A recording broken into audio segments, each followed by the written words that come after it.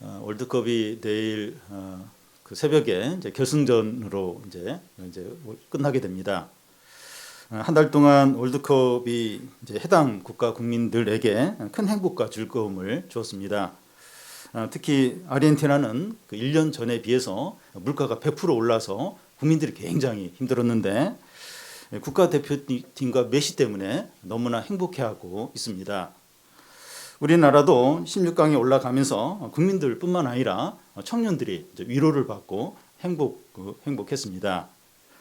이런 기쁨이 일시적이고 시간이 지나면 사라지는 것이지만 우울한 시대에 사람들에게 행복을 주었습니다. 페르시아가 바벨론을 무너뜨리고 페르시아가 막 세워질 그 당시 지금의 터키 지역은 세계에서 가장 잘 사는 그런 곳이었습니다. 터키 지역을 다스리는 왕이 있었는데 그의 재산이 엄청나게 많았습니다. 한 분은 그 왕이 그 당시 세계 3대 현인 중에 한 사람인 그리스 출신 현인에게 한 가지 질문을 했는데 세상에서 가장 행복한 사람이 누구라고 생각하는지 물었습니다. 왕이 이런 질문을 한 이유는 그 당시 자기가 세상에서 재산이 가장 많았기 때문에 당연히 왕이십니다 하는 대답을 기대하고 질문을 한 겁니다. 그런데 그 현인의 대답은 자기가 아시아를 여행하면서 세상에서 가장 행복한 사람을 봤다는 거예요. 그가 누구인가 하면 효자인 두 아들을 둔 한 부인이었다는 겁니다. 왕은 현인의 말을 듣고 충격을 받으면서 어떤 중요한 깨달음을 얻게 됩니다. 인생의 기쁨과 즐거움과 행복이 어디 있을까? 사람들은 이것을 부지런히 찾고 있습니다. 진정한 기쁨과 행복이 있는 곳에 인생의 문제의 해결점이 있다고 보는 겁니다. 오늘 말씀에서 이 전도자 솔로몬이라고 할 수 있는데 이 쾌락에서 그 인생의 문제를 찾으려고 하고 있습니다. 사람이 즐겁고 기쁘면 인생의 문제도 해결되는 것이 아니냐 하는 거죠. 사람이 슬프고 불행하니까 많은 문제들이 생기는 것이 아니냐 하는 겁니다. 그래서 사람이 어떨 때 즐겁고 기쁠까 하는 것을 전도자가 연구를 하는 겁니다. 우리가 오늘 말씀을 대하면서 기억해야 될 것은 여기서 말하는 즐거움과 기쁨은 방탕하거나 타락 가운데 느끼는 쾌락을 말하는 것이 아닙니다. 세상 사람들이 일반적으로 추구하고 느끼는 어떤 즐거움, 기쁨을 말하는 겁니다. 먼저 전도자는 이 즐거움의 문제를 연구해 보겠다고 말하고 있습니다. 1절을 보면 나는 내 마음에 이르기를 자 내가 시험 삼아 너를 즐겁게 하리니 너는 낙을 누리라 하였다는 겁니다. 이 말은 전도자가 이제 방탕한 가운데 빠져서 이 즐거움을 누리겠다는 것이 아닙니다. 이 시험 삼아 한다고 하는 것은 조사하고 연구하겠다는 거죠. 서울에 있는 한 대학에 몸 연구소가 있습니다. 이 연구소는 이 사람의 몸의 필요와 욕구들을 연구하는 곳인데 그 연구를 위해서 이 포르노를 보면서 서로 막 토의하고 연구를 한다는 거예요. 연구원들이 음란물에 빠져서 이런 걸 보는 것이 아니라 몸의 반응을 연구하기 위해서라는 겁니다. 이런 식으로 전도자가 자신이 세상의 여러 즐거움과 기쁨을 경험하면서 연구를 하겠다는 거예요. 이런 연구는 아무나 할 수가 없습니다. 여유가 있어야 되고 또 능력이 있어야 되고 지식이 있어야 됩니다. 솔로몬은 이런 조건을 다 갖췄다고 할 수 있어요. 그런데 전도자는 이야기를 시작하면서 결론부터 말합니다. 1절 끝과 그 2절을 보면 이것도 헛되도다 내가 웃음에 관하여 말하여 이르기를 그것은 미친 것이라 하였고 희락에 대하여 이르기를 이것이 무슨 소용이 있는가 하였노라. 어떤 학자가 자기가 오랫동안 연구한 것을 발표하는데 이 결론부터 말하고 그 결과를 설명하는 식으로 이렇게 말할 수도 있고 반대로 연구 과정을 설명한 후에 결론을 이렇게 말할 수도 있습니다. 이 결론을 먼저 말하는 경우에는 어떤 사실이 너무나 분명하거나 또 듣는 사람에게 결단을 요구하는 것이 너무 필요할 때 결론부터 이야기를 하게 됩니다. 전도자는 인생의 문제를 해결하는데 이 세상의 즐거움과 기쁨이 헛되다는 결론을 내립니다. 웃음은 미친 것이고 희락은 아무 소용이 없다는 거예요. 여기서 웃음과 희락은 방탕한 가운데 나오는 것을 말하는 것이 아니라 이 세상 사람들이 일반적으로 추구하는 것을 이제 가리킵니다. 전도자는 결론적으로 세상 사람들이 추구하는 즐거움과 기쁨이 헛되고 미친 것이라고 이렇게 말했기 때문에 이제부터는 그 결론을 증명하고 이제 설명하는 게 이제 필요해요. 그래서 이제 결론을 먼저 얘기하고 그걸 이제 설명하고 증명하는 이야기를 이제 지금부터 하게 됩니다. 여기서 먼저 생각해 봐야 할 것은 이 세상 사람들이 생각하는 선한 것이, 여기 이제 선한 것이 나오는데 선한 것이 무엇이냐 하는 겁니다. 3절을 보면 우리 천천히 좀 긴데 같이 한번 읽어볼까요? 내가 내 마음으로 깊이 생각하기를 내가 어떻게 하여야 내 마음을 지혜로 다스리면서 술로 내 육신을 즐겁게 할까? 또 내가 어떻게 하여야 천하의 인생들이 그들의 인생을 살아가는 동안 어떤 것이 선한 것인지를 알아볼 때까지 내 어리석음을 꼭 잡아둘까? 여기서 마음을 지혜로 다스리는 것이 나오고 술로 육체를 즐겁게 하는 것이 나오는데 서로 모순됩니다. 보통 사람들은 이제 지성적인 것으로 만족하려고 하거나 아니면 술과 같은 육체적인 쾌락으로 만족을 이제 하려고 합니다. 사람들은 둘 중에 하나를 통해서 만족을 얻으려고 합니다. 그런데 지성적이면서도 육체적인 쾌락을 이제 즐길 수 있다면 완벽할 거라는 겁니다. 세상 사람들은 이런 것을 선한 것이라고 여깁니다. 여기서 선한 것은 어떤 도덕적으로 선한 걸 말하는 것이 아니라 그 최고고 가장 멋있고 만족스러운 어떤 그런 것을 지금 이야기하는 겁니다. 요즘에 이제 청소년과 청년 세대가 이제 이렇습니다. 비슷한데 옛날에 이제 제가 중고등학교 다닐 때는 이 공부를 잘하는 모범생과 잘 노는 애들이 구별이 되는 편이었습니다.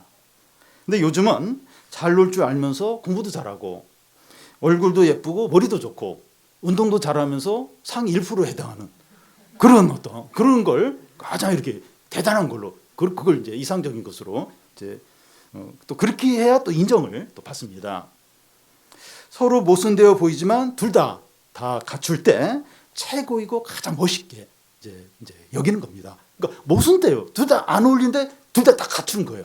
와, 이거 뭐 완벽하다. 이거 뭐 최고다. 하면서 이제 인정을 이제 하게 됩니다. 여러분 3,000년 전이나 지금이나 세상에서 인정받는 것은 똑같습니다. 서로 모순되어 보이는 두 가지를 다 갖출 때 선한 것이고 최고이고 행복이고 더 멋있다는 겁니다. 그런데 이것이 사람 입장에서는 멋있고 대단해 보이지만 하나님 앞에서는 헛된 것이고 미친 것이고 아무 소용이 없다는 거예요. 사람들 이거야 선하고 이거 완벽하고 이거 어떻게 이렇게 될 수 있는 막 대단하게 막 여기는데 하나님 앞에서는 이게 헛된 거라는 거예요. 이게 미친 거라고 그렇게 이제 하는 겁니다. 이런 사람들이 일시적으로는 대단해 보이고 행복해 보이지만 나중에 보면 불행하고 비참하게 끝나는 경우가 많습니다. 부와 인기와 명예와 권력을 가지고 남들이 누리지 못한 걸 많은 것을 누리는 인기 연예인들의 최후가 비참할 때가 많아요.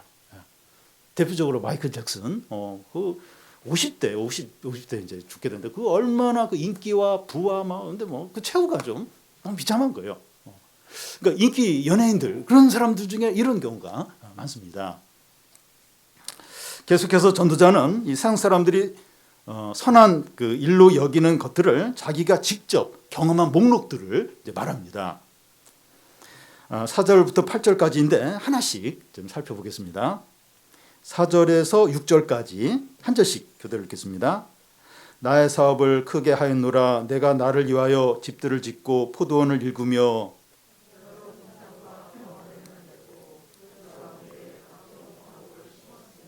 나를 위하여 수목을 기르는 삼림에 물을 주기 위하여 못들을 봤다는 겁니다. 솔로몬은 이 국제무역이나 국가적인 건축 사업을 크게 하고 자기 궁전도 크고 웅장하고 화려하게 짓고 포도원과 정원을 아름답게 멋있게 잘 만들었습니다. 스바 여왕이 솔로몬이 세운 그 건물들과 그 사업들을 보면서 크게 놀라고 감탄을 했습니다. 사업을 작게 하는 것보다는 크게 할 때 자랑이 되고 자부심이 생기게 돼요. 또 자기 집을 크게 잘 짓고 잘 짓고 또 큰 평수에 어떤 좋은 집을 가질 때 큰 즐거움이 있습니다. 요즘 시골에 땅을 사서 자기가 설계하고 자기가 직접 집을 지어서 사는 사람들이 TV 프로에 이제 소개되는 걸 볼 수 있는데 너무나 행복해하는 것을 볼 수 있습니다. 그런 집 마당에 정원을 만들고 과일나무를 심고 푸른 잔디를 깔고 연못을 만들고 또 연못에 물고기를 키울 때 너무나도 행복하죠.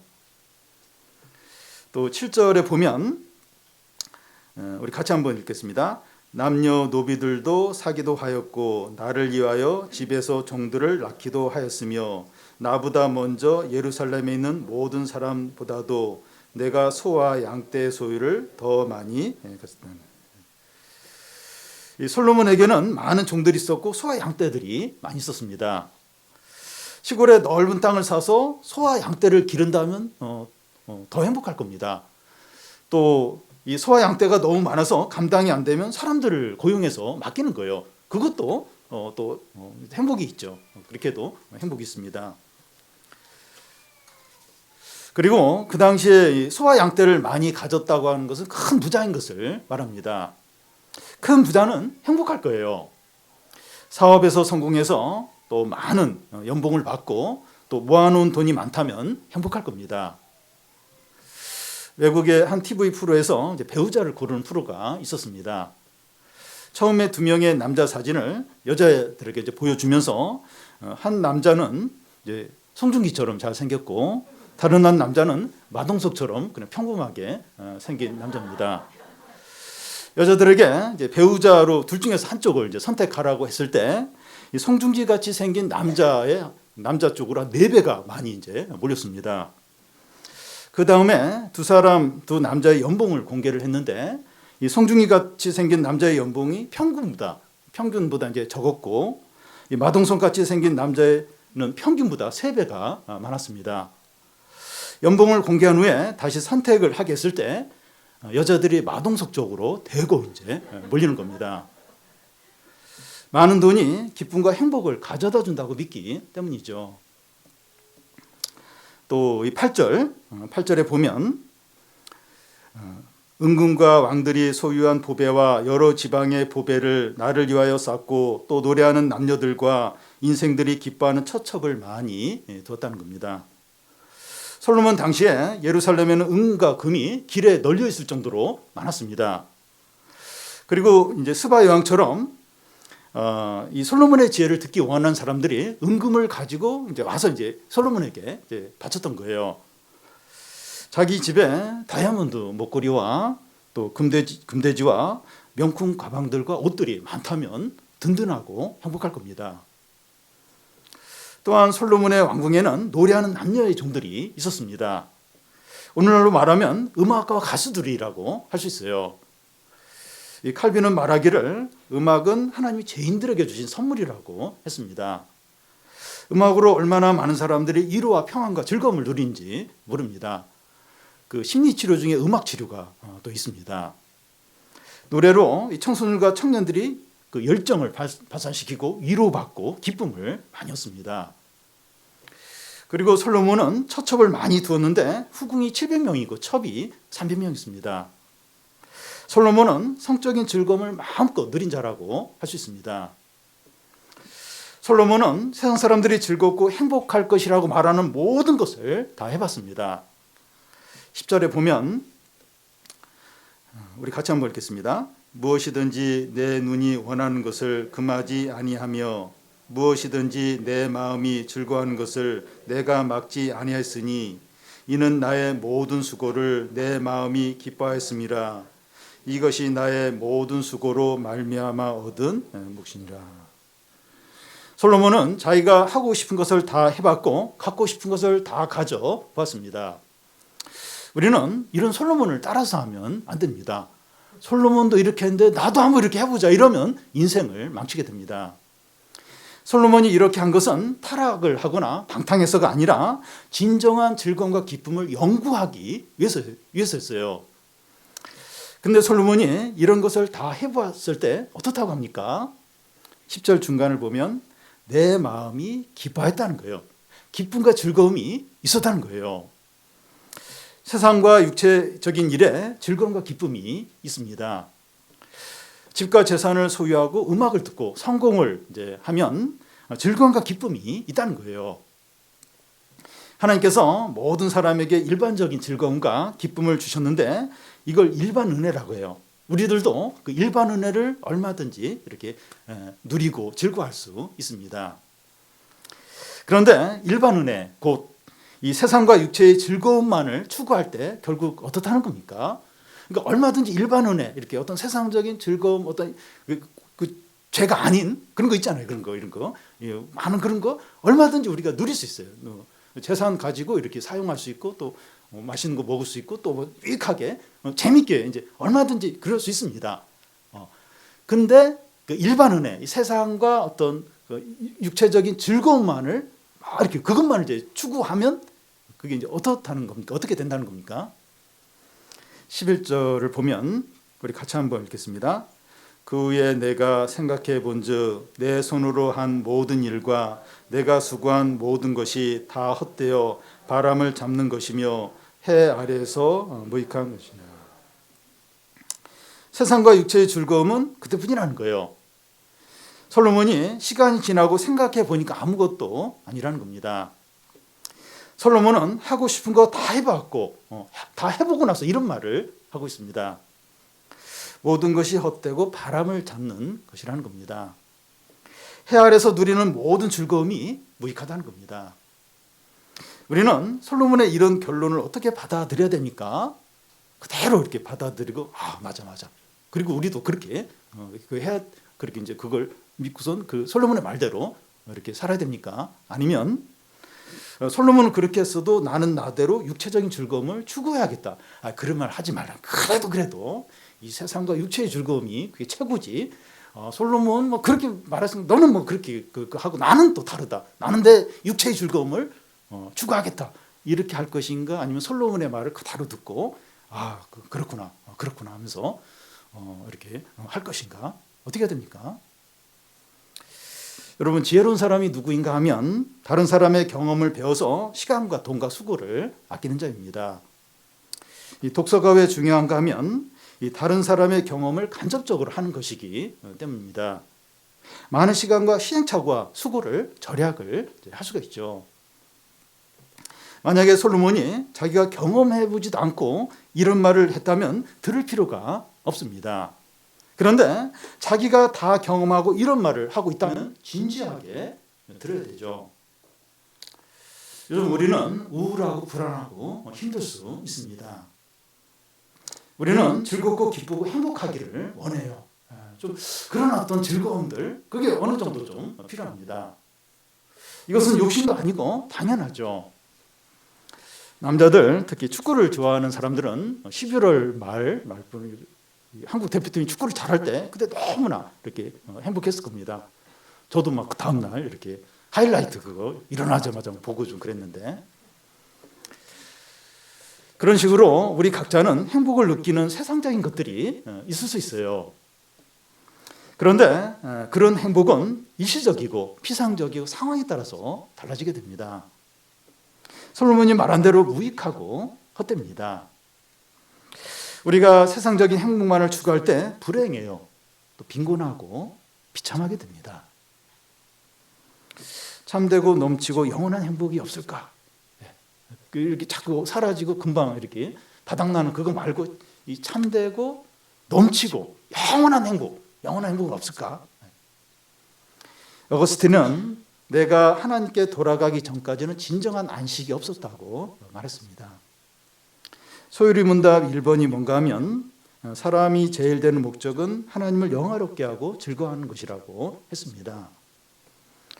예수님은 목마른 자들아 다 내게로 오라.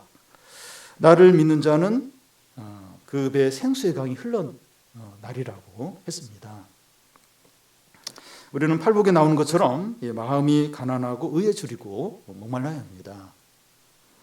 그럴 때 하나님 아버지와 예수 그리스도로부터 평안과 기쁨과 은혜가 넘쳐서 진정으로 행복하고 부족함이 없을 겁니다. 우리 모두에게 이런 축복이 가득하기를 바랍니다.